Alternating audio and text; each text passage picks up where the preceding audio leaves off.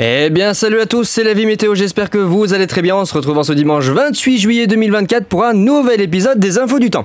Aujourd'hui, je vais donc parler de la synoptique météo de la semaine prochaine, dont j'évoque déjà les modalités depuis plusieurs jours. Dans une première partie, je vais bien évidemment détailler la canicule de la semaine prochaine, vous montrer les régions qui vont être concernées, les départements dans lesquels les températures vont être les plus élevées. Et dans une deuxième partie, alors j'espère quand même être assez rapide pour pas trop vous perdre, essayez de vous rassurer et de vous parler des dégradations et des systèmes orageux prévus la semaine prochaine après cette canicule, parce que j'en vois déjà qui paniquent à la vue des modèles concernant notamment l'instabilité avec du 4000, 5000 joules, et ça commence à prendre peur en disant risque d'orage extrême sur la Normandie, et ça va tout casser, il va y avoir des orages de la fin du monde, on va tous mourir. Non, je vous le dis, ne paniquez pas, on n'y est pas encore. Et d'ailleurs, juste pour vous donner une image, je vais vous dire une chose. Votre voiture, vous avez un carburant, vous avez un réservoir.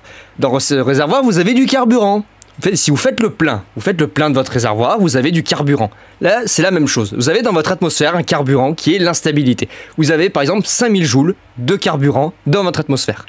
Si le démarreur de votre voiture ne fonctionne pas, le moteur ne démarre pas. C'est la même chose dans l'atmosphère. Si vous avez 5000 joules de carburant dans l'atmosphère, mais que le démarreur ne fonctionne pas, vous ne partirez pas. C'est exactement la même chose. Les orages ont besoin d'une impulsion, d'une énergie supplémentaire au carburant présent dans le réservoir pour pouvoir se mettre en route. Donc c'est pas parce que vous avez 4000, 5000 joules dans l'atmosphère que forcément ça veut dire qu'il va y avoir des orages de la mort qui tue, qui vont tout détruire.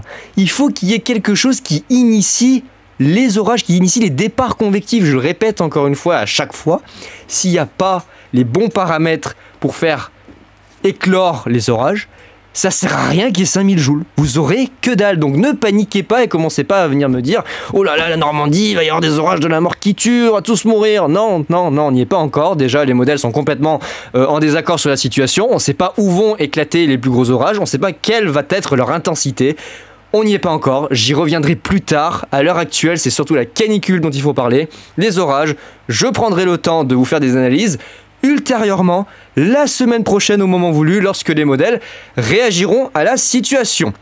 Pour commencer, et de façon à pas trop s'attarder, je vais donc parler de la canicule de la semaine prochaine. On retrouve toujours la fameuse synoptique de pompe à chaleur entre l'Espagne et la France, avec de l'air bouillant qui va nous être advecté via la petite goutte froide qui va remonter par la péninsule ibérique.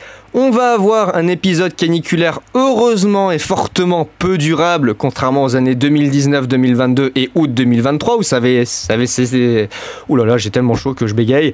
Ça s'était étalé sur plus d'une semaine, notamment pour ceux qui se souviennent 2019 et 2022, on avait vraiment souffert pendant un long moment. Là, cette canicule devrait théoriquement s'étaler sur 2 à 4 jours, en tout cas sur les régions concernées, ça variera. L'ouest de la France devrait plutôt être concerné durant 3 jours et l'est devrait plutôt être concerné sur 4 jours, avec le bassin méditerranéen qui lui devrait excéder les 5 jours de canicule. Voilà. Bon, je vais pas vous remontrer encore une fois la synoptique concernant les centres d'action, on va aller voir directement la prévision des températures. Je vais vous remontrer quand même ce que moi j'avais prévu concernant les fortes chaleurs ici avec mes cartes. Je vous ai publié ça en post communauté hier, avec donc pour le 29 juillet, donc demain, le lundi, le jour de mon anniversaire de mes 23 ans, quelques 40, 41, voire ponctuellement, c'est ce qui est prévu sur certains modèles, entre la Gironde et les Landes, 41, 42 degrés, c'est tout à fait possible et ça a déjà été atteint les années précédentes, 2023, 2022, 2019, donc il n'y a pas vraiment de surprise à vous dire qu'il peut y avoir 41, 42 degrés, malheureusement, il fallait que ça arrive encore une fois. Ça va se répéter très certainement dans les prochaines années, mais il fallait qu'on y passe au moins une fois dans l'été. Ça me paraissait trop beau d'ailleurs que la situation soit très pluvieuse et assez fraîche depuis le début de l'été. Ça cachait quelque chose, fallait qu'on y passe un moment ou un autre, une petite canicule pour cette fin juillet, début août. Heureusement, elle va pas durer très longtemps, donc on va souffrir relativement rapidement. Ça devrait derrière se calmer. Et on voit, ici, une zone entre la Nouvelle-Aquitaine et le midi toulousain avec des pointes entre 40 et 41 degrés. La basse vallée du Rhône qui va suffoquer pendant plusieurs jours. De ce côté-là, ça va se maintenir jusqu'à jeudi avec des pointes entre 39 et 41 degrés. Donc dans les grandes villes, Avignon, Nîmes, Montélimar, malheureusement orange. Vous allez suffoquer, ça remonte en direction du Rhône, de l'Isère, les vallées Loire, Puy-de-Dôme. Ça va monter aussi également en direction de l'Allier. Ça remonte un petit peu plus au nord là, dans les prochains jours en direction notamment des Deux-Sèvres, de la Vendée, vers le sud des Pays de la Loire. Ça va se propager le mardi et le mercredi de ce côté-là. On va le voir juste après. Hop, voilà, le mardi 30 juillet, possiblement de fortes chaleurs caniculaires qui vont s'installer. Heureusement, ça va pas durer très longtemps là aussi, mais du côté des environs des Pays de la Loire, de la région centre, sud de Île-de-France, ponctuellement, entre le Loiret, le Loiret-Cher et le Cher, dans ce triangle-là, peut-être quelques 39, 40, voire, il y a eu des propositions de modèles qui ajustaient à 41 degrés. Ça demandera confirmation. Il faudra voir avec le modèle Arome ce qu'il proposera pour le mardi. Faudra surveiller. Mais en tout cas, de ce que moi j'ai vu sur la plupart des modèles et de la moyenne qui en ressort, il y aurait possibilité dans cette zone, au niveau du Loiret et du Loiret-Cher et du Cher, d'avoir des pointes entre 39 et 41 degrés. Ça s'étale encore une fois un petit peu plus au nord au fil des jours. La basse vallée du Rhône qui va toujours suffoquer depuis l'Hérault, le Gard, le sud, Drôme-Ardèche, le Vaucluse, le nord-Bouches-du-Rhône, 40 degrés annoncés. Encore la Nouvelle-Aquitaine et le midi toulousain, ça se réduit un tout petit peu, ça se restreint, ça commence un peu à baisser, mais ça reste très élevé entre les Landes et la région toulousaine, 40, 41 degrés encore possible du côté de Toulouse. Ça c'est pour la journée du mardi. Le mercredi, ça se décale en direction de l'Est et les plus fortes chaleurs caniculaires vont se concentrer entre la vallée du Rhône, la Bourgogne, le Massif central et les abords des Alpes, notamment ici l'Isère et les avant-pays savoyards, avec ici le long de l'axe Rhône-Saône, quelques 39, 40, 41 degrés. Les records absolus de 2023 ne sont pas vraiment menacé, cependant il pourrait être approché. J'ai pas regardé avant de débuter le point quels avaient été les records absolus qui avaient été battus d'ailleurs en août 2023 durant la canicule. Alors je sais qu'il y a le mien ici en Isère du côté de la station du Synchrotron à la presqu'île là-bas qui a été installée en 2019. Elle a établi son record en 2023, 41 degrés qui a été enregistré en août. Pour ce qui est de la vallée du Rhône, je pense que les records sont relativement élevés, donc il n'y a pas de risque d'établir de records absolus. Peut-être des records mensuels, à voir. Peut-être des records mensuels, notamment entre la Bourgogne et l'Auvergne. Ça demandera confirmation, mais voilà, Lyon, Grenoble, Valence, Montélimar, Avignon, le nord de Nîmes, Vichy, Chalon-sur-Saône, l'axe Rhône-Saône, ce sont surtout les zones de plaine qui vont suffoquer, le Mâconnais, Bourg-en-Bresse, Villefranche, Saint-Étienne, Roanne, Vichy, Clermont-Ferrand, vraiment les zones de plaine. De vallées qui vont suffoquer avec 38, 39 et ponctuellement, c'est possible, c'est pour ça que je l'ai mis, une zone ici entre 40 et 41 degrés. Vous voyez que ça remonte en direction du nord et oui, également en direction du Bas-Rhin et du Haut-Rhin, près du territoire de Belfort, on pourrait avoir 39, 40, voire un petit peu plus. Alors de ce côté-là, il semblerait que ça se soit calmé sur les dernières prévisions, mais voilà, de ce que j'ai vu, il est possible que là, les 40 degrés soient aussi atteint. Ça remonte en direction du nord avec des températures assez élevées. On voit qu'on a une belle fourchette entre 32 et 35 degrés sur une large partie du pays. Ça respire du côté de la Nouvelle-Aquitaine. Ça y est, les températures vont baisser à partir de mercredi sur la façade atlantique. Vous allez pouvoir respirer, notamment du côté des Landes et de la Gironde. Alors plus particulièrement les Landes où les températures vont bien baisser. Vous allez pouvoir en profiter. La Bretagne qui devrait échapper aux fortes chaleurs, en tout cas la partie nord de la Bretagne et du Finistère, entre le Nord Finistère et Côte d'Armor, vous devriez échapper à cet épisode caniculaire avec au mieux les plus fortes chaleurs le lundi, entre 28 et 31 degrés. Ça devrait se limiter au lundi et au mardi avec des températures estivales, il n'y a rien de caniculaire de ce côté-là, et se calmer à partir du mercredi. Et le jeudi, ça va rester actif, en tout cas les fortes chaleurs vont rester actives du côté de la basse vallée du Rhône, ici entre l'axe lyonnais et avignonnais, avant que les orages, dont on parlera ultérieurement, n'arrivent et ne fassent baisser les températures. Ça, c'est mes prévisions, mais dans les prévisions des modèles, qu'est-ce qu'on retrouve ? On retrouve toujours la même synoptique dont on parle depuis plusieurs jours, la pompe à chaleur du côté de l'Espagne et du Portugal, qui remonte en direction de la France, vient s'ajouter pour le jeudi 1er août, à cause de la tempête qui se forme du côté du Groenland, que je vous parle déjà depuis plusieurs jours et qui se confirme, une belle tempête bien puissante, un petit Alveg, regardez, un petit vase qui devrait transiter le jeudi et venir compléter la goutte froide qui va transiter elle-même le mercredi sur la Normandie avec un second passage orageux qui est prévu le jeudi. qui n'est pas en lien direct avec la goutte froide, puisque vous voyez que la goutte froide à 1005, elle se décale en direction de la mer du Nord, entre ici les Pays-Bas et l'Allemagne. Là, on va avoir quelque chose qui est à part, quelque chose d'autre encore qui va venir se greffer pour le milieu et la fin de semaine prochaine, avec certainement, vous voyez, une dégradation orageuse assez importante. Et derrière, la tempête qui va certainement venir faire pas mal de bordel dans les prévisions pour le début du mois d'août, parce qu'elle va prendre énormément de place, elle va avoir une influence sur l'Atlantique Nord et l'Europe de l'Ouest qui va se faire sentir, je pense, à une échelle assez monumentale pour l'été. Elle va certainement avoir une influence à plusieurs milliers de kilomètres de sa position. Donc il y a fort à parier que cette petite tempête fasse parler d'elle dans le début du mois d'août. On va la surveiller. On va la surveiller, la petite tempête là, qui fait le bordel. Fait le bordel, tempête. Oh là là, terrible tempête. Regardez, on la voit qui se forme. Voilà, qui se forme au large du Groenland. Les orages qui apparaissent, on le voit sur ICON, regardez, les enclumes des orages qui apparaissent du côté du Finistère et des Côtes d'Armor, près de la Bretagne et de la Normandie. Ça, c'est pour le mardi soir. Ça se forme en direction de la Normandie, voilà. Le mercredi, regardez tous ces systèmes orageux qui pourraient apparaître entre les Pays de la Loire, l'Île-de-France et puis un grand quart nord-est du pays avec possiblement des orages localement violents qui demanderont confirmation, bien évidemment. Pour l'instant, il n'y a pas vraiment de fiabilité.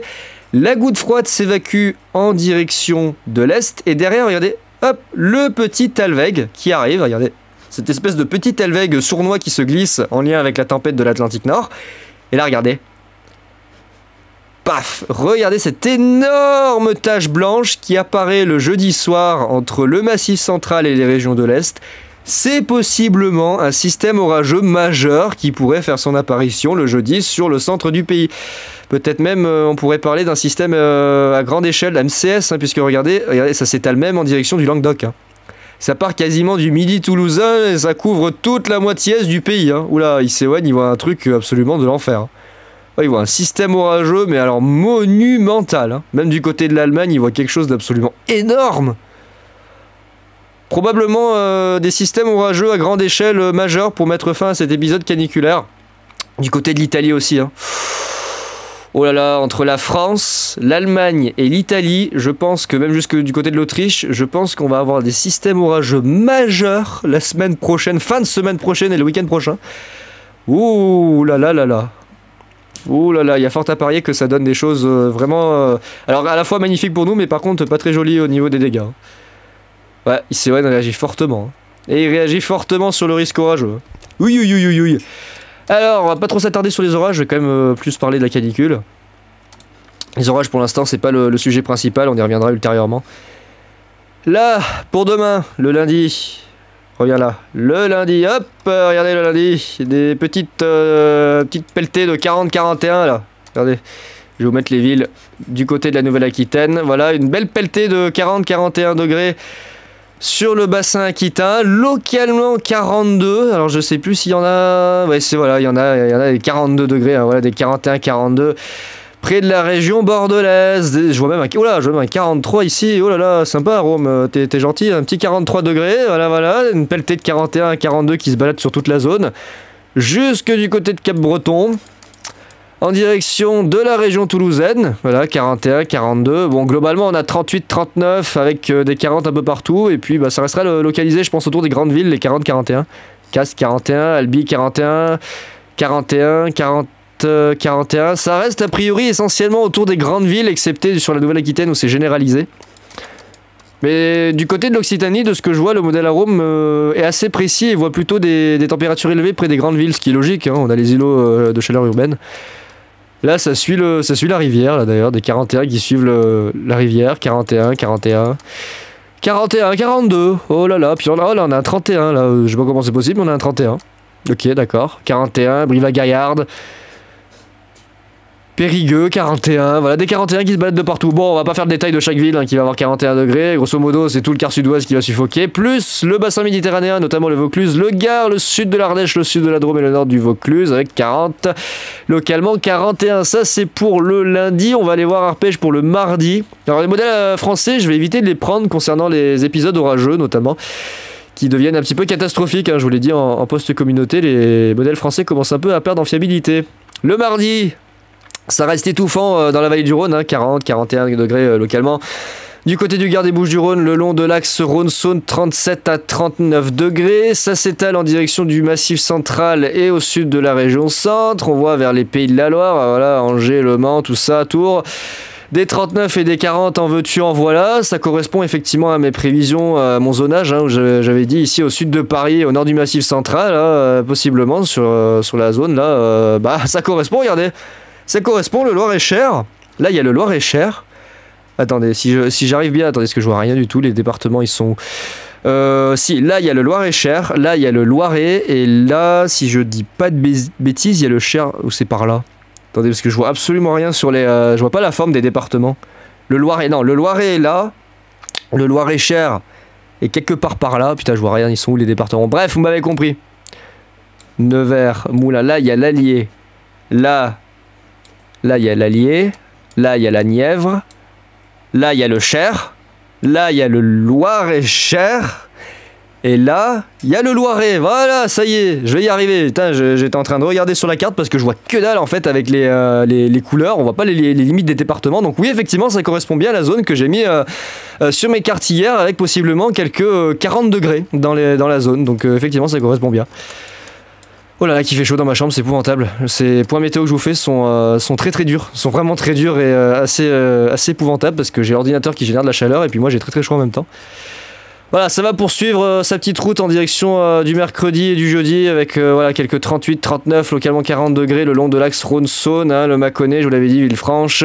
Ça s'étale vers le nord-est, ponctuellement 37, 38 hein, en direction des Vosges et du Jura. Alors c'est un petit peu baissé quand même sur les dernières prévisions, mais ça pourrait localement dépasser les 35 degrés. On voit que ça reste très chaud hein, en direction de la Nouvelle-Aquitaine, notamment l'est de la Nouvelle-Aquitaine, le nord de Midi-Pyrénées. Les environs du Massif central, bon voilà, hein, grosso merdo, il va faire très très chaud sur pas mal de régions, ça correspond plutôt bien. Voilà, Poitiers, Tours. Et puis on a probablement des orages entre mercredi et jeudi qui vont faire baisser ces températures caniculaires.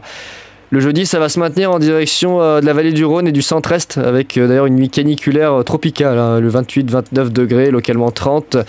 Le long de l'axe Rhône-Saône, il va faire très chaud, chaud patate. Le modèle CEP aussi voit des températures assez élevées. Bon, en tout cas, pour cette canicule, c'est tout ce que j'avais à dire. Je vais pas forcément rentrer plus dans le détail concernant les orages. Je vais pas m'étaler trop, parce que sinon le point météo va durer trop longtemps et je vais perdre tout le monde. Là, Météo France a déjà émis une vigilance orange hein, sur ces départements-là. On en a une bonne dizaine. 1, 2, 3, 4, 5, 6, 7, 8, 9, 10, 11, 12. 12 départements qui sont en vigilance orange. Et puis, très certainement que ça s'étalera ici à tout l'Auvergne-Rhône-Alpes plus le bassin méditerranéen à partir de ce soir 16h pour notamment demain. Voilà, à partir de demain et jusqu'à jeudi avec, je pense, une alerte orange aux orages qui se déclenchera. Il y a fort à parier du côté de la Normandie, sur le nord de la France pour la fin de semaine et ensuite sur le centre et l'est pour la suite. Voilà, forte chaleur, hein, j'ai envie de vous dire. Et puis l'humidex, je vous ai pas parlé de l'humidex, hein, mais l'humidex qui s'annonce très élevé du côté du sud-ouest. Avec des petites poches d'humidité qui pourraient faire des ressentis, vous voyez, entre 40 et 45 degrés. Je vois même localement ici du 47. Regardez, 47 degrés de ressenti. Il faudra faire très attention hein, du côté de la Nouvelle-Aquitaine.